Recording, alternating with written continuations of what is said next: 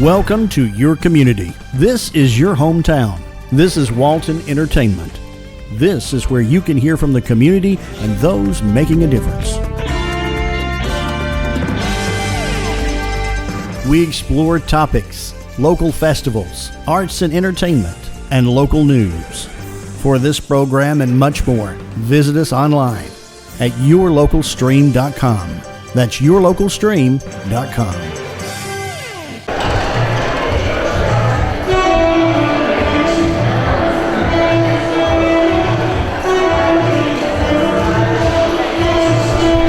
You go down the hallway and then you'll go into a room.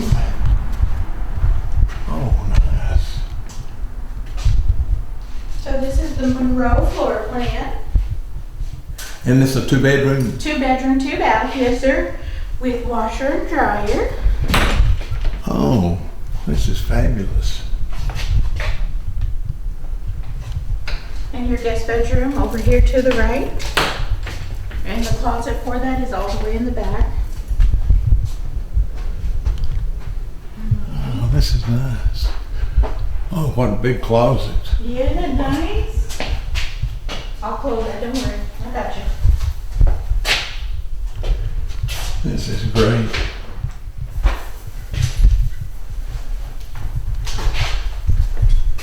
There's a living area here. Mm-hmm. And that overlooks the pool, which you can see there in the background. Yeah. And then that's the master. And this is the master here. Mm-hmm. Oh, this is nice. And then over here is your restroom as well as your closet. Oh, another big walk-in closet. Mm-hmm. And you have your pantry.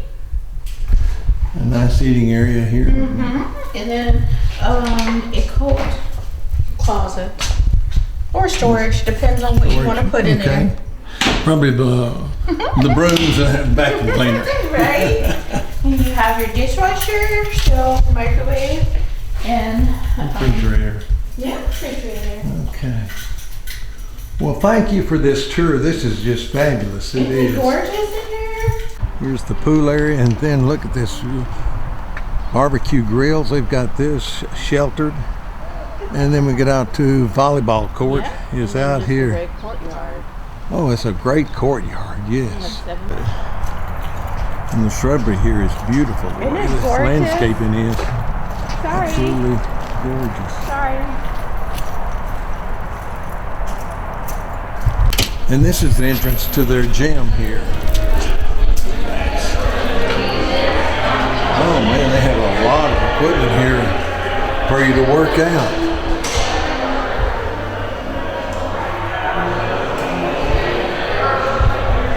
This is great.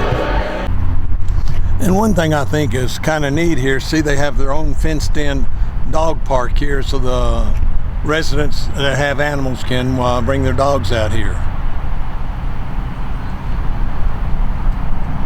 Very nice area. And then they have the picnic tables over there so you can have a picnic and watch your animals.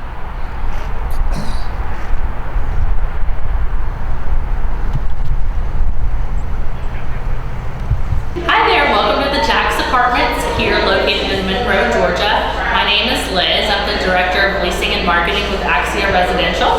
Here at the Jack's, we have 1, 2, and 3 bedroom apartment homes available. We are brand new. We just opened up about a month ago, February 2024 or 2025. Any way you can contact us, you can contact us by finding us on our website at liveatthejacks.com, or you can contact us by phone number 470-570-5550. We are located at 200 Acock Avenue, Monroe, Georgia, 30566. 2, 3.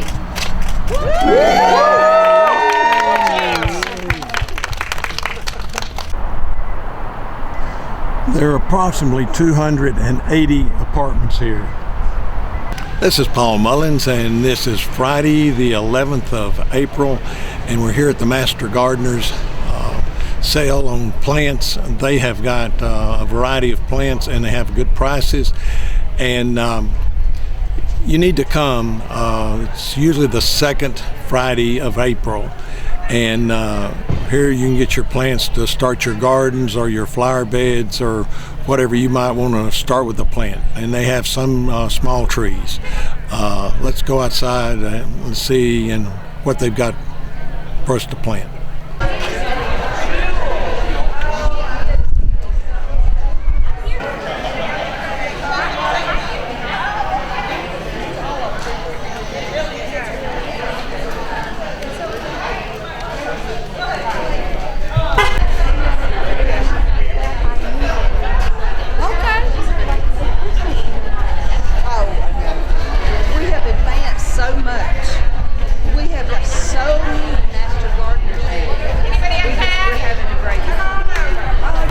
We're out here at the Master Gardener sale, and here's a customer right here. Melissa, what's going on? I had to come out here. I love coming out here every year. The Master Gardener sale.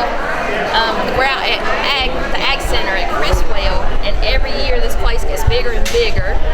I know they're going to start having classes in September if anybody's interested. They got a brand new greenhouse, and everybody's pretty knowledgeable. So if you can, get out to your Master Gardener's plant sale. Okay, thank you. Thank you. Thank you. Hi, I'm Debbie Davis Haynes. I'm with the Walton County Master Gardeners, and today we're having our annual plant sale. It is located at 1258 Criswell Road, behind the Ag Center. Come on out. We've got vegetables, tomatoes, flowers, trees, got a little bit of everything. And we would love for you to join our Master Gardener program. It starts in September. So if you need any information, please call the county extension office and we'll get that to you. Thank you. My name is John Ward and I'm the Walton County Manager. Just like to invite everybody out here to the annual Master Gardeners plant sale. We've got a wonderful selection of everything from house plants to vegetables, and it's a great community builder and a wonderful way to fill your garden. How you doing, sir? Boy, you still doing your thing, aren't you?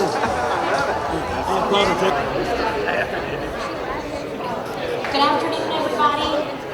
Thank you for coming to our Walton County luncheon.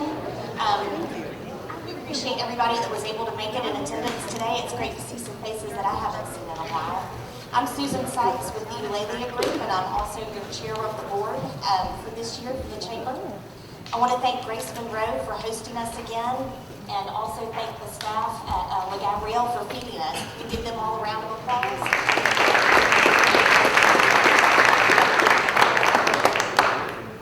Sometimes I feel like I need a nap after eating. It's all so good.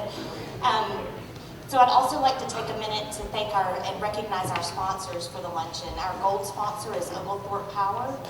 Stand. And then our supporting sponsor is Terry Braswell with Remax Center. We appreciate your support. I would like to ask Representative Williamson at this time to come forward and give us our invocation, followed by the pledge. Glad to. Let us pray. Gracious Heavenly Father, thank you, Lord God, for the beautiful day we enjoy. Father God, thank you, personally thank you for the blessing of living and having been born and lived in Walton County my entire life, Father. It's just such a special place. And we just pray that you pour out your blessings on every person here today, every business that's represented. And we just ask for special blessings to those that have needs in their spiritual needs, physical needs, and financial needs, Father. We pray that you bless this entire community, bless these businesses that provide jobs, Father. And thank you for this food and the hospitality and the warmth in this room, Lord. It's all these things in Jesus Christ's name. Amen. Amen. Now, if you'll join me, if you'll stand, we'll have the pledge of allegiance. I pledge allegiance to the flag of the United States of America and to the republic for which it stands, one nation, under God, indivisible, with liberty and justice for all. I'm excited. This is one of my favorite programs of the year. I'm always excited excited to hear from our legislators. And I would like to ask each of you to come up and find a seat at this time. We're going to start with Senator Bill Cowsert. Apologize, my friend, as you're trying to eat your lunch. Senator Bill Strickland sends his regrets. He had a prior commitment and was unable to join us today. Representative Bruce Williamson, Representative Ray Martinez, and Tim Fleming. Thank you. And I'll ask our chamber president, Terry Smiley, at this time to join us. Let's give them a round of applause.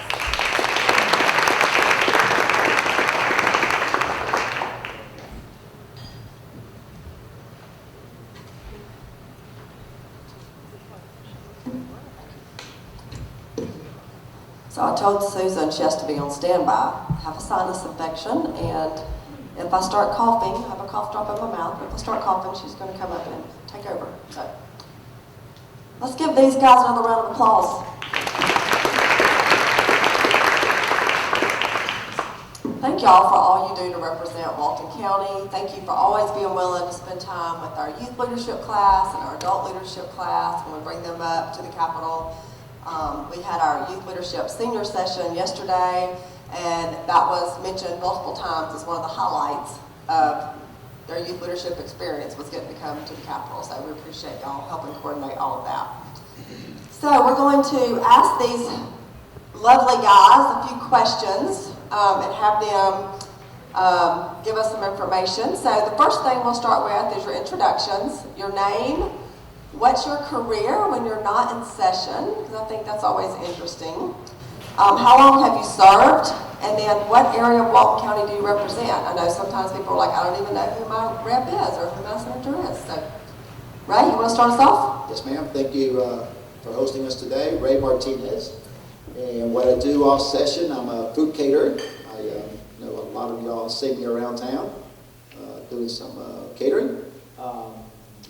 How long have you served? This is my third year in the state legislature. And what areas do I represent? I represent 2 counties. I represent Gwinnett, the Tequila area, the northern part of Gwinnett. And of course, I represent the west side of Walton County, which is the town in between, all the way to Loganville, and a little bit of Monroe, and down south of 81. Thank you. Bruce. So I'm Bruce Williams. As I mentioned, I was born and raised here in Monroe. My career right now is, when we're not in session, is we own and operate rental homes here in the community. It's pretty much spread out all over Walton County. This is my 15th year of serving. It seems like yesterday that first jumped into it. And don't forget, Ray, you were also retired U.S. Navy, so I always mention that. He's a career Navy, as some other members in the room. It's been a blessing to have Ray there. And so I represent Walton County, basically from on East Gratis down to Good Hope, and it kind of hourglasses through Monroe, and then goes all the way through the southwest Walnut Grove, Jersey, and bumps up against the Gwinnett County line.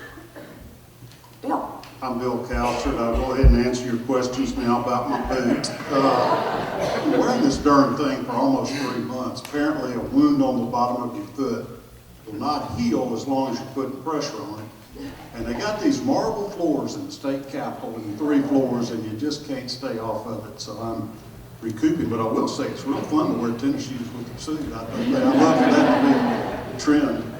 My day job is I'm an attorney and based in Athens, and I'll tell you a fun little story. I was in court this morning. Mostly I do civil litigation, usually on the defense side. But about 10 to 15% is what I call dumb college student cases. They get in trouble in Athens, and when it snowed this winter, I had 2 kids that were walking home to their dorms from downtown Athens. And there was a half-built snowman on the side of the road. Remember, it just snowed for like 1 day, and they rolled that sucker in the road, and they stopped right in the middle of the road. It was maybe this big around, just the bottom, the butt of the snowman, and a car started coming down the road, so they ran to get on the side, and it wasn't a police car. And the guy ended up charging them with reckless conduct for leaving the snowman in the road, and I'm like, who would ever want to go to the University of Georgia when the campus cops are treating them like that? So we negotiated that sucker out. I told them that's going to be in my book if I ever write my book about some of the funny things. And they did a pretrial diversion program. They have to do just like a little online alcohol abuse program, and then they're going to drop it and seal the records and all, get off the hook. But crazy things happen in real life. I represent really parts of 5 counties. I have Monroe, and this is 46 years. I do not have Walnut Grove. I don't have Social Circle, and I don't have Loganville any longer. But everything else north in Walton County, all of Oconee County, about half of Clark County, parts of long 316 Barrett County and Gwinnett County. So it's this is my home base, in my opinion. It's definitely our political base with Republican voters, but it's a lot of different chambers of commerce events I have to go to. Don't have to, but you need to communicate with your people. So that's a starting point. You just tell me what else you need to know as we get to it. Terry. Thank you. Tim. Thank you, Terry. Appreciate y'all hosting this today. And Bill, I feel for you. I broke my foot last session and was in the Capitol in a boot for 3 months, and those marble floors, it is heck on you, and around all the people, you're constantly fearing somebody's going to step on you. So, but no, I'm Tim Fleming. I represent House District 114, which is all of eastern Newton County, all of Morgan County, and southern Walton County. I have the Wapney Precinct, Blazing Game, and Social Circle Precinct. And if it had been up to me during the redistricting last year, I'd have come on up a little more into Monroe and other areas if Bruce would have allowed that. But because Walton County is such a good base. But no, I'm from Covington, lived in Covington my whole life, but I feel like Monroe, Walton County is a second home to me, has been my whole life. My wife, Lacey, and I are both graduates of George Walton Academy. And our 3 kids are currently enrolled at George Walton Academy. I see Mr. Marshall back there. Hello, good afternoon. So I spend a lot of time here in Monroe and a lot of my money here in Walton County. So absolutely. So this is my 3rd term in the state legislature. I got elected in 2022. My day job is I have a small business owner. We own a real estate investment firm, and we actually have a small business here in Walton County, a self-storage facility on Highway 78 in between Stories. It's called Stories Mini Storage. So if anybody's looking for self-storage, I'll put a shameless plug in there too. We got some good deals rolling this month. But no, it's an honor to be here today, and I look forward to having our conversation. Awesome. Thank y'all. Okay, so what is the piece of legislation you worked on this year that you feel would be beneficial for these folks in the room to know about, whether that's for their business or them as a private citizen? Bill, we'll let you go first. Senator? I'd be glad to. Really interesting how the issues change from legislative session to legislative session, and we're basically reflecting what's of concern to Georgians. So I now represent parts of Barrett County that has Appalachia High School. And that was the first mass shooting in Georgia in the history of the state as far as we know. And some of the local legislators there in the House had legislation for school safety, and it became very comprehensive. And our really thought process is, what can we do to prevent this from ever happening again, and to be able to respond to it as rapidly and effectively as possible if it does. And so I learned an awful lot about school safety. Even though it was a House bill, I was the Senate sponsor and handled that on the floor. And it was sad in many ways that you have to think about this in today's world. I mean, you can tell from my white hair how old I am, and I was, believe it, the Beaver world. I was a little state patrol crossing, kid with the vest on and everything, and it seemed so much simpler and so much safer, and families so much more involved in their kids' schooling. Sort of back in my day, I went to public schools down in Macon, but at the bottom of almost every one of these tragedies nationwide is a mental health breakdown or problem.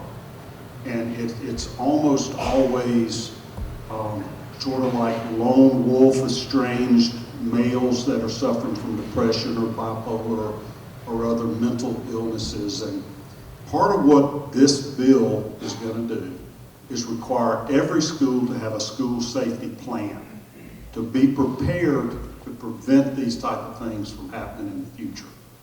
And to have, essentially, I'm just going to, sort of simplify a little bit, a mental health officer in each school district, and the state's going to pay for these. And you'll have more depending on how many students in your system, but people to coordinate how do we discover, prevent, treat mental illness in our students. And we're gonna have panic alert buttons. Some of you have heard those or seen them in your book, but it's administrators and teachers will have a button, and they had these at Appalachia. They had instituted them a week before that event happened, and they very effectively got a very fast response. But you can punch essentially an automatic dispatch to 911 or whatever, letting them know something's going on. We're also requiring mapping of each school, like schematic diagrams, so that law enforcement, if they get a call from Appalachia High School or whatever school, they know where every exit is, where every entrance, they know where the lunchroom is, where the art room, classroom A, B, and C, and so they'll know where they're going, how to seal exits, and how to evacuate students from things, but it will make their job really more efficient and effective in responding to these type of things. There'll be a plan in place to keep the students as safe as possible. Each student and the administrators each year will have an hour at least of suicide prevention treatment, so that they learn the warning signs if you might be suicidal or see somebody that is, that you're concerned about that might hurt themselves or others, so that you can intervene or let somebody offer help to these students.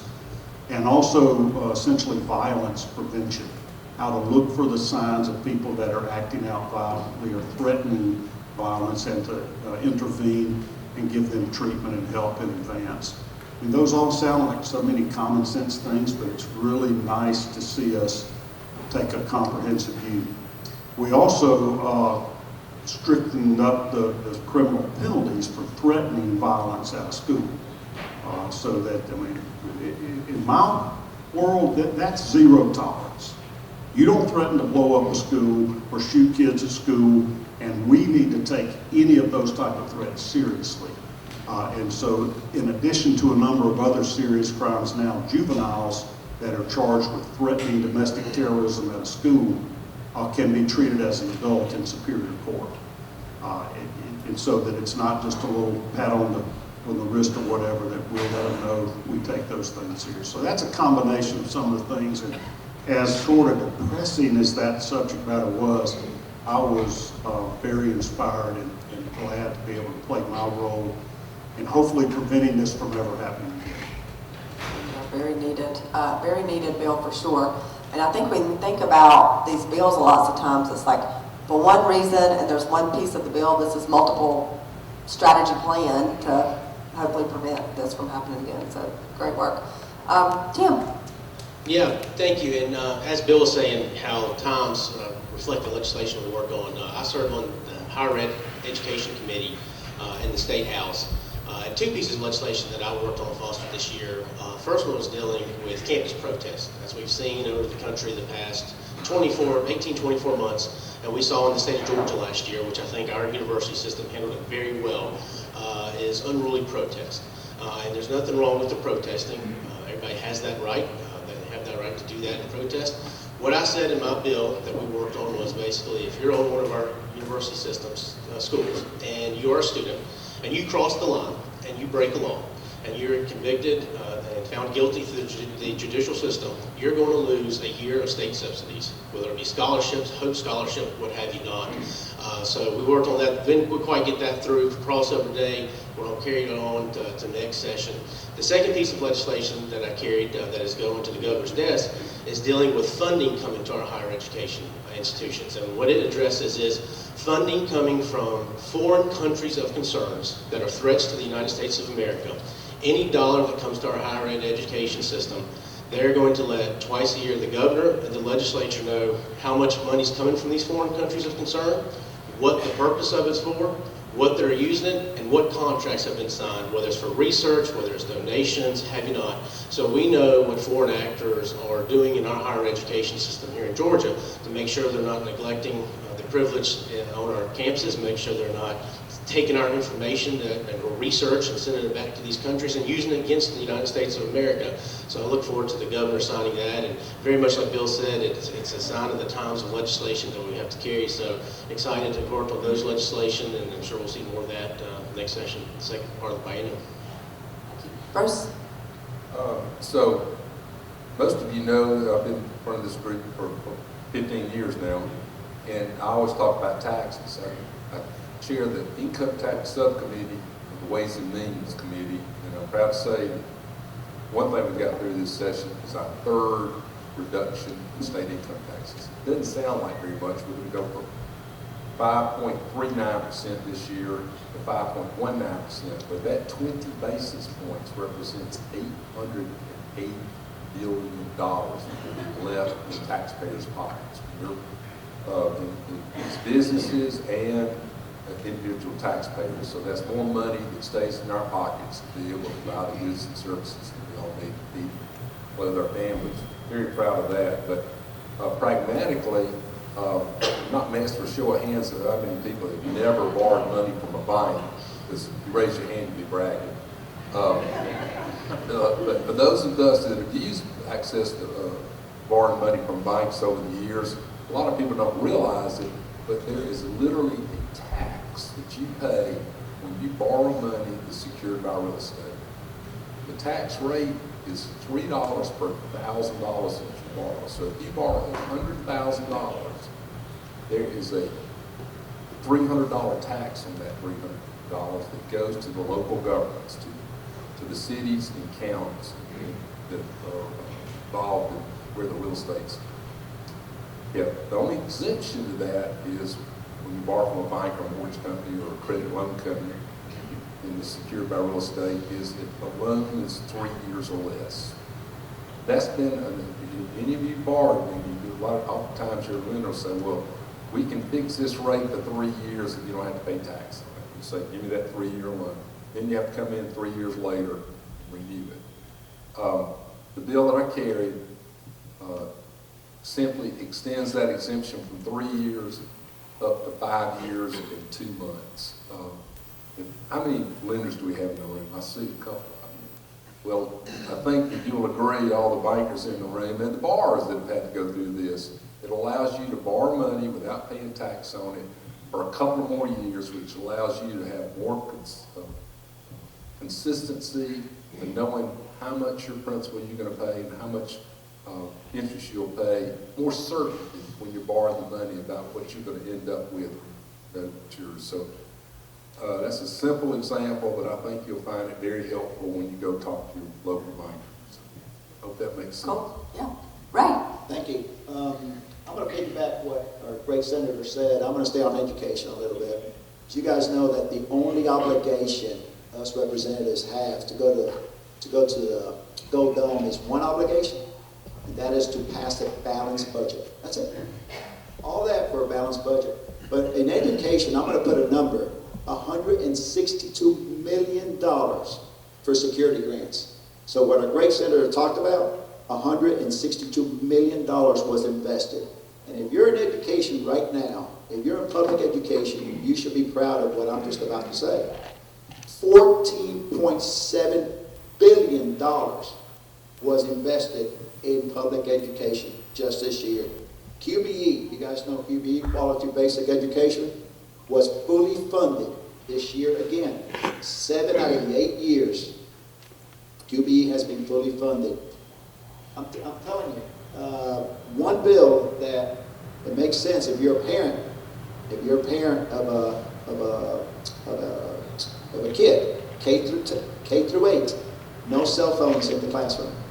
That's very important because I really believe that the children need to learn instead of getting distracted by the cell phone. So that's a bill that's waiting the governor's signature right now. And one last thing, going back to public education. $10.3 million is being invested in public transportation to get those kids in and out of the schools. So I'm very proud of the achievements that we did this year in the legislation. Thank you. Awesome. Thank y'all. Okay, now for fun, little fun question I thought y'all might enjoy. What is a behind the scenes kind of moment that is memorable for you from the session? Sort of like your snowman story, Bill, that you started us off with. I got a great one because it involves my wife, Amy. She has been on the board of the State Botanical Gardens for over a decade. She is a yard nut. She says that's her therapy, is digging in the dirt. And they came to us this year and asked to meet with me and Amy about a grant, some money to improve the entrance. Have all y'all been there? Any of you've been? It is a tiny, old entrance off of South Village. And this past year, 3 different buses got stuck, trying to go in. A couple of years ago, they started this Christmas lights program that is just wildly popular. You got to get tickets and you drive, then it's all decorated, and it's great if you got kids or grandkids to go. But anyways, it's about a $4.5 million project, and they're doing more. There are a lot of walking and running trails and things out there, but mainly a new entrance, widening the road to get in. And, I made a play to put that in the budget. So I leaned heavily on our appropriations chair, and I said, they're going to fund half the money if the state will pay $2.25 million or something. Now, I rarely ask for any special treatment in the budget. It all just kind of works itself out, and I don't want to be the little greedy vendor nagging them for it. But I wrote this very lengthy letter, and I explained how much Amy loved gardening, and by God, she's allowed me to be in politics all this time. She deserves it, but it was really pretty sappy, the letter. And then I invited the appropriations chair to come to this Botanical Gardens ball as our guest this spring. And I said, I hadn't asked for anything in 6 years. I really would appreciate your consideration. And lo and behold, it made it in the budget. And Amy she's about this far off the ground right now today. I cannot wait until the ball this spring when she's, preening around, as they do this project. But that sounds so small. Out of what is a $37 billion budget, $2 million is literally like a nickel in y'all's pockets. And but I think it's very well spent. It made me happy, and it made my wife happy, and y'all know happy life, happy wife. So that's just a little bitty thing. Doesn't change the world, but it's going to make that Botanical Gardens nice. And I encourage all of you to go try to at least see the Christmas lights program this year. Think about it. Awesome. Let's see. Let's go to Ray. Yeah, you guys think that, when you look at Atlanta and legislators in Atlanta, the first thing I think that comes to mind is Washington, divided. I can tell you, sitting next to Tim Fleming, having Bruce in front of me, it's just, we have fun.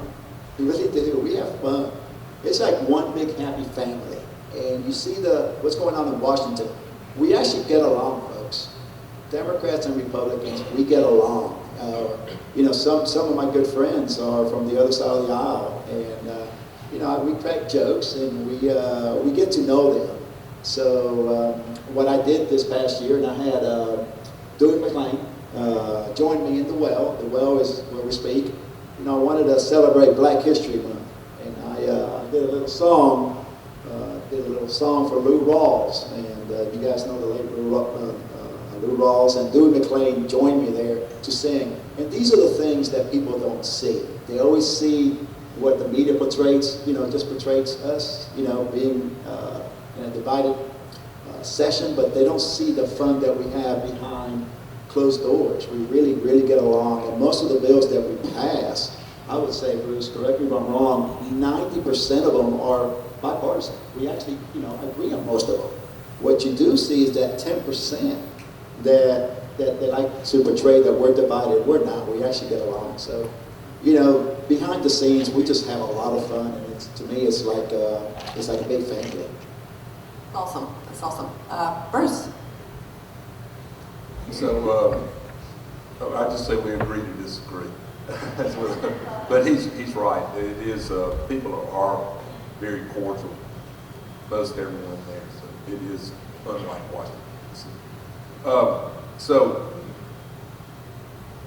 other than to sort of piggyback on what he said, what I found most agreeable when I got there is the Christian community there. It's unbelievable. Think you're going to go to make a difference, you want to make a difference, and you think you're the only one that's thinking this way. When I got there, a lot of people thought like I have. There are Christians all over the place, and one of the blessings I've had being up there is being in a Wednesday morning fellowship study, and I got to brag on this guy right here. For 15 years in a row, almost every single Wednesday morning, he's in fellowship with us at 7 o'clock in the morning. He's one of the better teachers we feel. I got to compliment you on that. In fact, serving with these three guys, I've got to say this too. You've got a conservative delegation representing Walton County, and we strive to do our best to represent the values you sent us up to represent. Hard work, family, faith, and knowing how to come back and have a community that we can have a little fun in. I got to tell you a quick story. This is kind of embarrassing, but I've got the pastor today 7, 8 years ago, and what you do is you go in with your pastor, or well, I was waiting on the pastor today to show up in the speaker's office. Well, there's a nice young man sitting there, the African-American guy. I can tell he's kind of young, and I'm waiting on the pastor, and he's waiting on somebody to take him back to have a private meeting with Speaker Ralston at the time. I got talking to him, and I said, hey, I'm Bruce Williams. What's your name? He said, my name's Chris. And I said, hey, Chris, what do you do? He said, well, I do a little songs, and I've done a little TV work here and there. And I said, now what's your name? And he said, Chris Bridges. And I'm not talking about the Chris Bridges in the room. I'm talking about this guy named Chris Bridges. And I said, man, you're very nice. And he was up there on actually education issue he was passionate about. So, long story short is, does anybody know who Chris Bridges is, what his stage name is? What is it? Ludicrous. So, I had my picture taken with this young man, not knowing, having a clue who Ludicrous was. So when I got home, my children went nuts. Why didn't you get the signature? So that I'm telling on myself. I think Vicky probably knew who Ludicrous was, but I didn't have a clue. But very nice guy. That's awesome. Tim. Yeah, so as you know, we're up there, our legislative session is 40 days, which is usually over three months, and so it's a really short, compressed time to do a lot of stuff. And towards the end of session, you know, there's a lot of stuff going on. You got your bills moving to committees, whether it's in the House or Senate, so days get long. And this was probably the last 5 or 6 days. It was one day I was sitting in the chamber, and in the House and the Senate, we honor a lot of people in the state, a lot of school groups, sporting activities that win state championships and whatnot, national championships from our colleges, religious groups. A lot of people come in and out of the chamber and the Capitol every day that we honor and that we should honor. And so I was sitting at my desk, I sit on the road with Ray, and it'd already been a long day. It was like 10 o'clock in the morning, and it'd been a long day of committee hearings that morning. I had one piece of my legislation that was falling apart in the Senate, and I'm sitting back there trying to figure out what to do, and the door to enter the chamber is to my left. And I was just sitting there just kind of figuring out how I'm going to play this, how I'm going to figure out how to get this thing moving, who I got to go see. And I look over, and who else other do I see walking through the door but Bucky the Beaver. Now let me tell y'all, I have 3 kids and they love Buc-ee's. I'm a child at heart. I love Buc-ee's too. I would go out of my way to go buy Buc-ee's. I love Buc-ee's. And I said, this is great. So he went up to the rostrum with the speaker. We did a resolution honoring Buc-ee's. They're opening a 3rd location in Georgia. And so the minute Bucky the Beaver got down, I went over and got a picture with them, sent it to my kids while they were in school. Mr. Marshall, the text and the picture. I said, look who I'm seeing today. And then to make it even better, when I got back to my desk, I got back to my office, guess what there was in my office a bag of? Beaver Nuggets, that's right. So the day couldn't get any better. My day started off really bad. I saw Bucky the Beaver, I got my Beaver Nuggets, and just turned the whole day around. So, are we getting the Buc-ee's here? I wish. We need one on I-20 somewhere. I mean, you sound like you got a good contact now. I feel like I do, yeah, absolutely. that's the kind of business we want, because they come, they don't use our services, they spend their money, they leave. Okay, so one more just quick question. How do these folks get in touch with you if they have concerns about legislation that they hear is being considered, or if they have legislation they feel like needs to be considered? How do these folks in the room, what's the best way to reach y'all? Phone call, not email. Y'all get 50 million emails. Absolutely, phone call. My cell phone, personal cell phone number's on my website, on my house site. We get tons and tons of emails, and it's hard sometimes to filter through it. Yeah, I got to concur. If you've got issues important to you and your family, call Senator Kelsey, represented by these guys. Call them.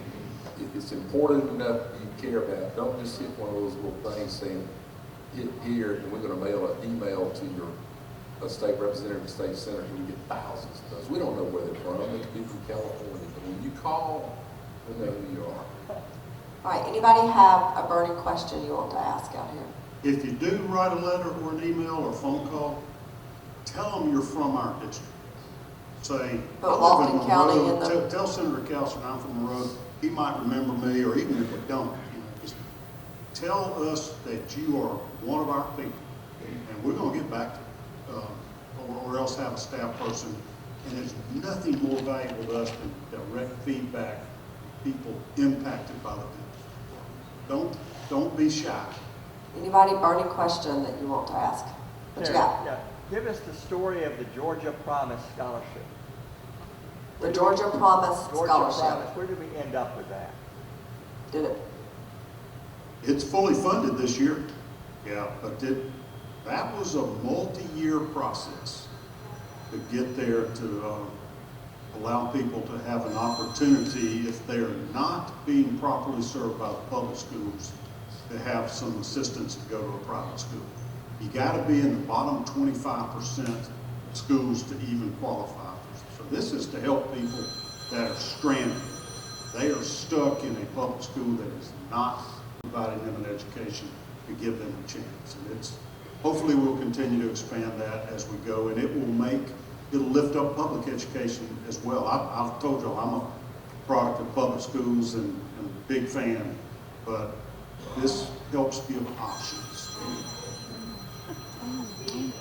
Anybody else have a burning question to ask? Right here, what you got?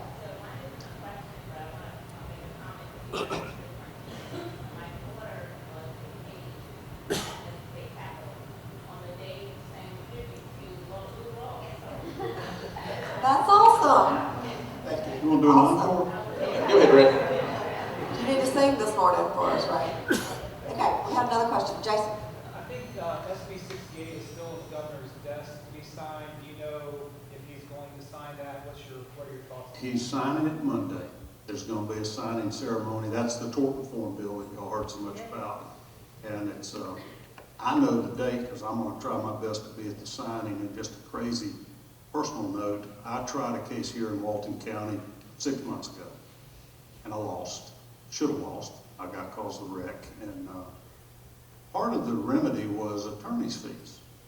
And there are 2 or 3 different statutes in Georgia that allow a person to recover attorney's fees if you have a frivolous defense, or if you acted in bad faith in the transaction, or if they made you a settlement offer and you wouldn't pay it, but a verdict is 125% more or above. All of those things apply to my guy. He fled the scene of the accident, got caught and lied about it, and we turned down a settlement offer because he told me I wasn't driving. Somebody had my car. Anyway, enough of the story. They win the case, and the judge awards attorney's fees, and we have a hearing coming up on the attorney's fees on this coming Tuesday. And they're trying to double or triple dip on the same daggum amount of attorney's fees, and we're like, this is kooky. That's not what we intended by the laws, but each of those attorney's fee statutes, none of them said, if you recover under this one, you can't recover under the others. So that provision of the law, now it prohibits that. You only get paid once attorney's fees under whichever way, and it becomes effective upon signing. It's going to get signed on Monday, they're hearing on Tuesday. Just He's going to take a picture of the signing. It's still going to be fair, they're going to get attorney's fees. but just not double dip. Yes, awesome. That's all I Well, know. let's give these guys a round of applause. Thank you so much. I know that Representative Williamson has a couple of special recognitions he's going to do at this time. Other gentlemen, if y'all want to go back to your seats, you're welcome to. You're welcome to stay on stage. Well, while I'm walking down here, I failed to mention that one of the most significant pieces of legislation we passed this year, I believe, is Religious Freedom Restoration Act. We were one of a few states in the nation left that hadn't basically modeled the same federal legislation we've enjoyed since Bill Clinton was president. So most people know what I'm talking about, but I was thrilled that we finally got that. The governor that passed, and the governor was able to sign that. But one of the high honors that all of us have is when we have the opportunity to recognize true civic servants in our community. And today I have the honor to ask Captain Coleman Landers and his wife to come join me and as I present a resolution. This is House Resolution number 105 that I signed and Representative Martinez and Representative Fleeman did. And it's a resolution recognizing and commending Captain Coleman A. Landers and for other purposes, whereas Captain Landers has diligently and conscientiously devoted innumerable hours of time, talents, and energy toward the betterment of his community and state, as evidenced dramatically by his 20 years of superlative service as the Walton County Board as part of the Walton County Board of Education. He served as chairman a number of those years. Whereas he's additionally contributed to the Georgia School Boards Association, served as an awards committee and governmental operations committee, as well as its president. And whereas Captain Landers served 30 years as guardian of this nation's freedom and liberty with the United States Navy, valiantly and courageously protecting his fellow Americans. And he's further played a vital role in this community as a founding director of the Walton County Boys and Girls Club, a member of the Walton County Economic Development Authority, and the Rotary Club of Monroe, the board chair and director of the Walton County Chamber of Commerce, and also the board chair of Piedmont Walton Hospital. In recognition of his exemplary service to the citizens of Walton County, the Walton County Chamber of Commerce has granted Captain Coleman A. Landers the prestigious J.O. McGarity Citizenship Award. And whereas this distinguished gentleman has given inspiration to many through his high ideals, morals, and deep concern for his fellow citizens, and he possesses vast wisdom which only comes through experience and the strength of character, which you certainly have, is achieved through overcoming the many challenges of life. He is a person of magnanimous strengths with an unimpeachable reputation for integrity, intelligence, fairness, and kindness. And it is abundantly fitting and proper that the outstanding contributions of this extraordinary individual are appropriately honored. This is now therefore be resolved by the House of Representatives that the members of this body recognize and commend Captain Coleman Landers for his dedicated, effective, efficient, and dedicated service, as well as extend the most sincere best wishes for his continued health and happiness. And this becomes part of the permanent archives of the state of Georgia, so your children and great-grandchildren get to research, and this will be part of the permanent, it'll be here as long as George is here. So I'd like to present this, and if I could have fellow legislators come up.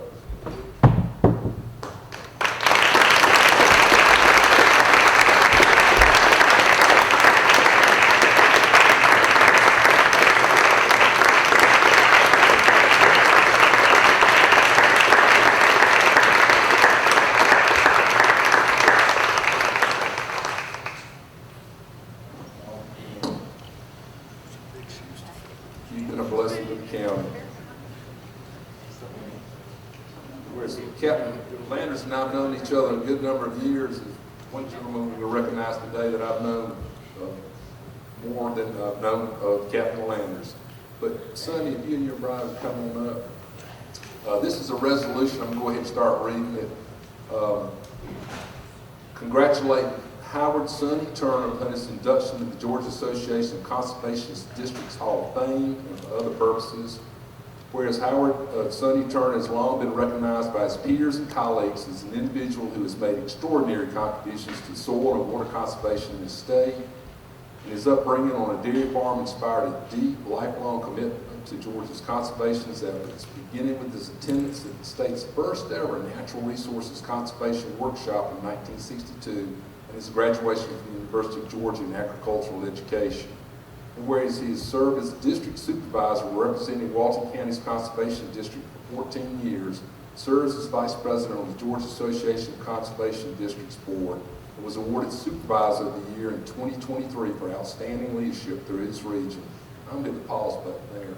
This gentleman was leading when I first came back from college to work for my dad at the time in the late 70s.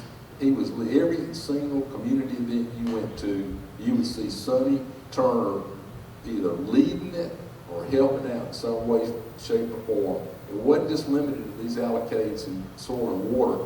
He was there all the time.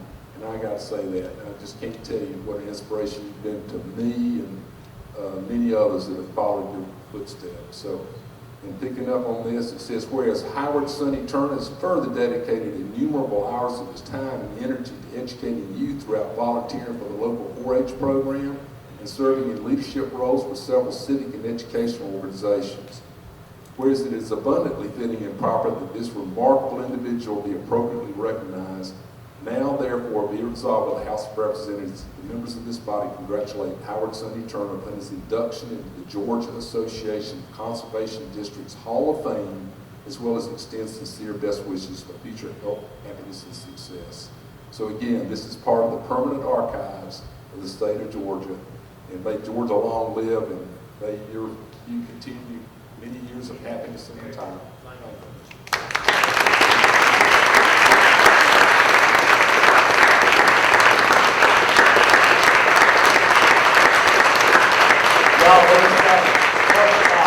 I look out across this crowd here, each one of y'all, each of you are part of this right here, because each of you is a cog in that wheel that's making Walton County the area where we want to live and others want to move here, but because of the quality of life. And this, each one of you is part of this. And let me share this about Bruce. I should be, or someone here should be presenting this to Bruce, right? And it's like several weeks ago, I was going into the VFW in Monroe, and on the plaque in the lobby is a plaque, got Bruce Williams' name, and when he became an Eagle Scout. And what's so great about it is I got to watch him as he started, like, this was prior to I doing it in the 5th grade. Now he was doing community service. From the community service, I saw him serving coach. Then later on, Bruce has got on his scout uniform, leading other scouts, and now he is joining this group here in representing each one of us here. Now, one other thing I want to share with you. There was a point in time I was involved with the Greater Walton Home Builders Association. And Terry, where's Terry at? Okay, y'all see Miss Terry. Well, we needed a person to come and help with the secretarial and accounting and all that. And I was pushing for Miss Terry to come and join us in that role. But the others in the nominating group, they didn't know Terry, but they knew this other lady. So the other lady was selected. So you know how that made me feel. But the Lord works in mysterious ways, because she was not selected to work with the Builders Association. She then had the opportunity to come and be our executive director for this chamber, which is, and this lady here is known not just across the state, she is recognized across the nation for the leadership that she has provided for this county here. And Terry, thank you for your service, young lady. Thank you. I'm going to go quick. Let's come up with grab a picture real quick. While they're coming up, I've got to correct the record. I was extremely active in Boy Scouting. All 4 of our sons are Eagle Scouts. But Sonny, I didn't quite make Eagle Scout. So my name's not on the Eagle Scout plaque, but it's on the Scouting plaque. So I do not want to steal that up. Right, okay. One other thing.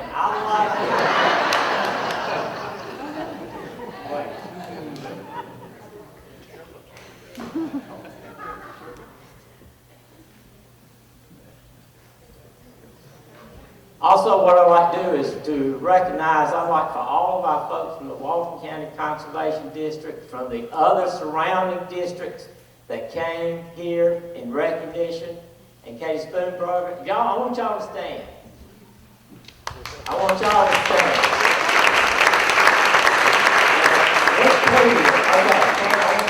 Katie's our state director, and she even came today.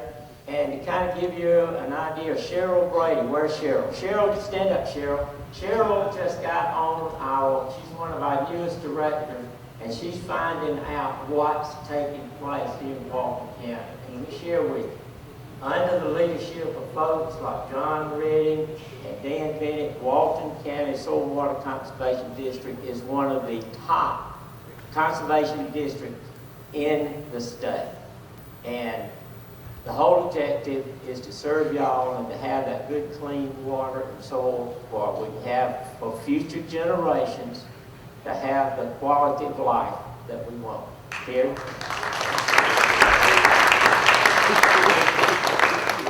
Sonny has been like that since I've known him. If he gets the credit for something, he wants to give everybody else some credit. But so deserving. I can't think of any people that I know better deserving than the recognition. Coleman and Sonny this morning, or this afternoon now, I guess.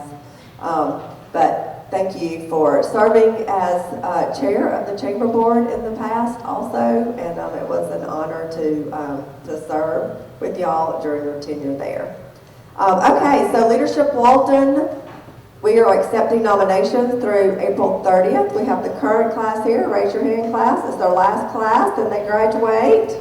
And raise your hand if you have been through the Leadership Walton program. Okay, so you can talk to any of these folks about the program, but we're accepting applications. You do not have to be nominated. We've eliminated that process this year. So applications, there's a QR code on the table. If you want to scan it, you can fill it out here, fill it out later. But make sure you check that out. And then I'm not going to go through all of our upcoming events, but we have lots of ribbon cuttings, including YMCA ribbon cutting coming up. We have our Chamber Challenge Golf Tournament, but go to waltonchamber.org/events, and you can see what's coming up. We do still have a few teams left, a few sponsorship opportunities left for our Cinco de Mayo this year, Chamber Challenge golf experience. So you don't want to miss that. You all have Masters fever, I know. And so it's time to make some deals on the course. Thank you all for being here. I hope you all have a wonderful Easter weekend and get to spend some time with family. And we are now adjourned.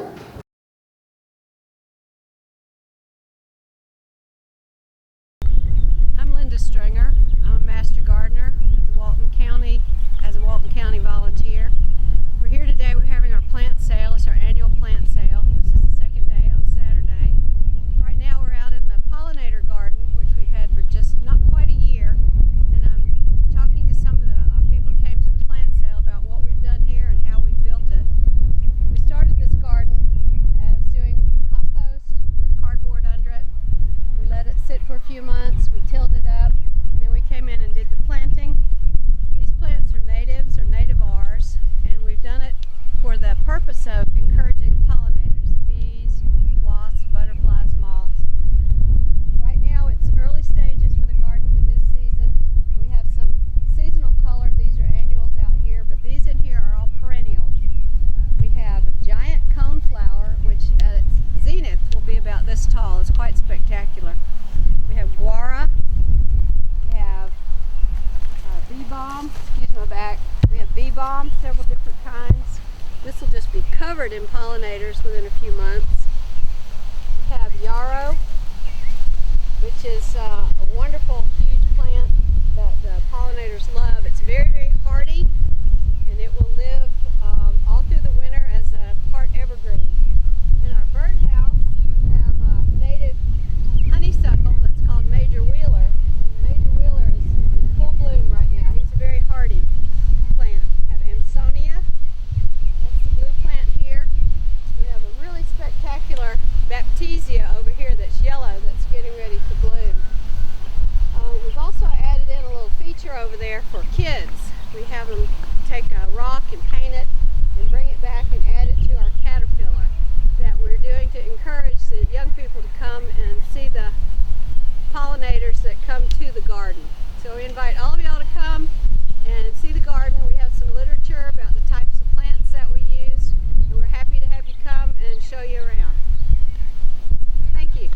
your community. This is your hometown.